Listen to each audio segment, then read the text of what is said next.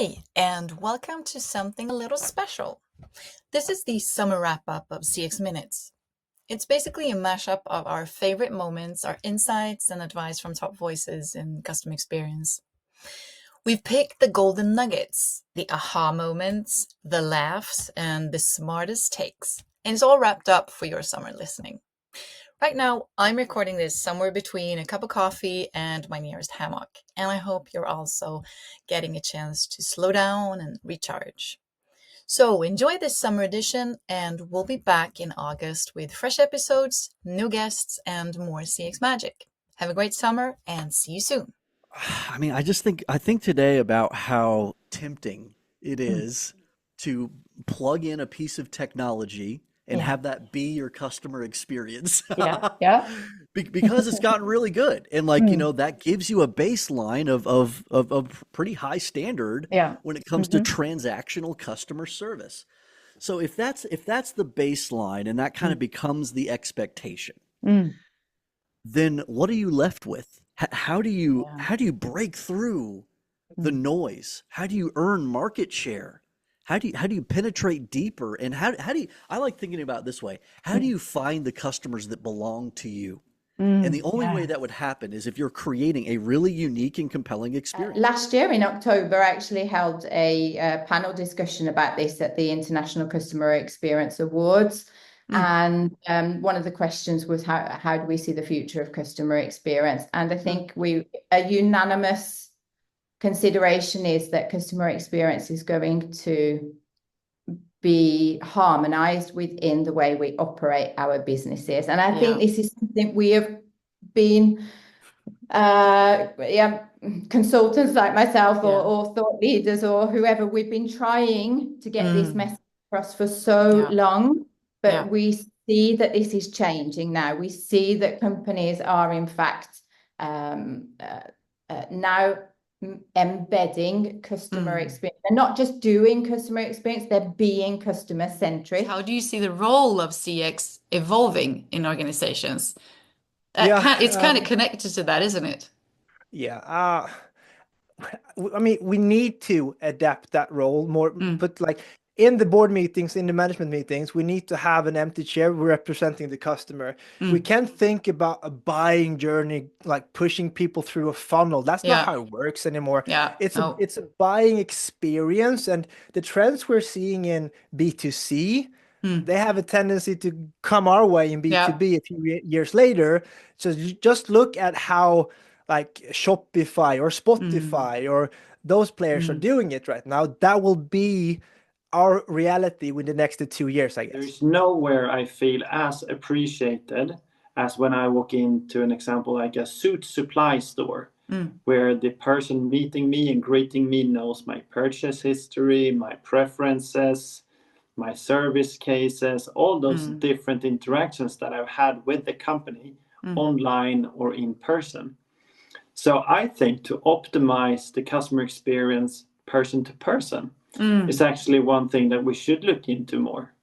Stop reporting on net promoter score or vanity metrics. So NPS, CSAT, OSAT, customer comfort score. Quite frankly, your executive team doesn't give a shit. Like they act like they care because that's the only metric that they know. Yes. But quite frankly, your North Star as a CX team should be customer lifetime value. That's it. Mm.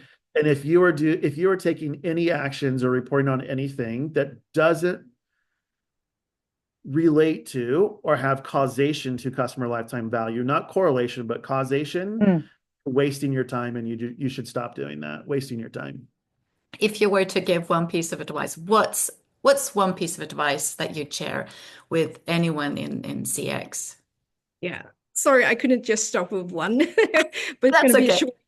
It's quite simple. It sounds simple, but maybe it's not. It's about being the actual customer to avoid the inside perspective, because it's always, I've seen it so many times. And even if you have a CX department, you might not have the right perspective. I would say get out from behind your laptops Yes.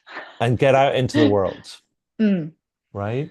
Yeah, that's a good one. And the reason I say that, I say that, so I think there's different levels to this. And we all want to be, make decisions based on, be data-driven decision makers. Yeah. That's fine. But I think there's levels to this, and that sort of levels to data, as it were. Yeah. And levels to data and how it relates to us. And I think the first level is that data informs us, and that's fine. So it could be analysis and dashboards and visualizations and all these different sort of things and insights, etc. But the next level down is when you kind of turn around and go, well, but stories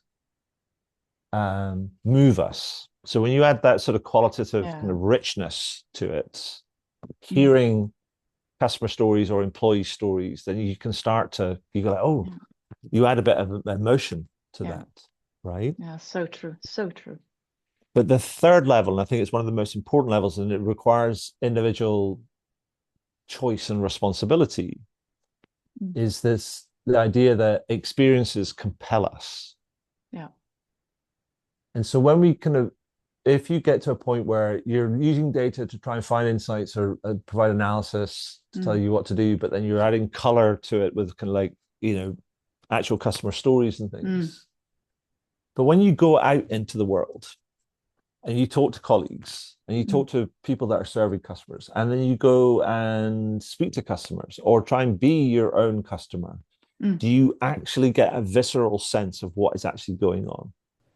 Well, I saw a previous speaker who cheated a bit, so I'm cheating too. That's okay. I have more than one. Okay. But, so the first is to speak the same language as the receiver, as well as in customer experience. When you talk with internal stakeholders, you can't win them over in the same concept. You can't keep talking about the customer obsession. So maybe use numbers when you talk with the CEO, CIO, finance. Talk about customer satisfaction with the customer service, or maybe talking innovation terms when you talk with product management, for example. So that is one lesson I've learned the hard way myself. The biggest thing that is on everyone's mind right now is that people just did not hit quota, do not, like most companies, right? 22% basically of sales teams hit quota in 2024. Things are more chaotic than ever, more stakeholders, longer cycles and everything. And the truth is that what most of leaders miss is that we don't lose because products are that hard to sell, but we lose because we just make them hard to buy from us. A champion needs to basically go take our deck to a budget meeting and they're unprepared and they hit budget scrutiny, get hit by that, or 11 confused stakeholders can't reach consensus because there are 50 emails back and forth with PDFs and attachments, and all of the important information is buried there. And overall, that's not really a great experience. So really, as a result, deals die to indecision, single threading, competitor that gave a better experience. Or an interesting stat from Gartner is that 75% of buyers today prefer to avoid a salesperson. We often focus on high-level metrics like NPS or support volume, which are very important, of course. But they sometimes overlook how small moments of friction or clarity shape how people feel about a product. And we see this a lot when working with product teams. For example, a small tooltip that clarifies a next step, or a subtle nudge that helps user to discover a new feature. It can have a big impact on retention and perceived value. And these moments are not always show up in dashboards, but it's often where trust and satisfaction are won. So I know like trying to define culture is hard because it's something that is almost like air, right? It's always around, and it's something that actually is quite vital, kind of like air. And so I think a customer-centric culture is one where every decision, from your product to your pricing to your core processes, it's filtered through the lens of your customer and the impact that they will have. So it's a mindset and really an operating model that businesses can use to prioritize long-term relationships over short-term, wins.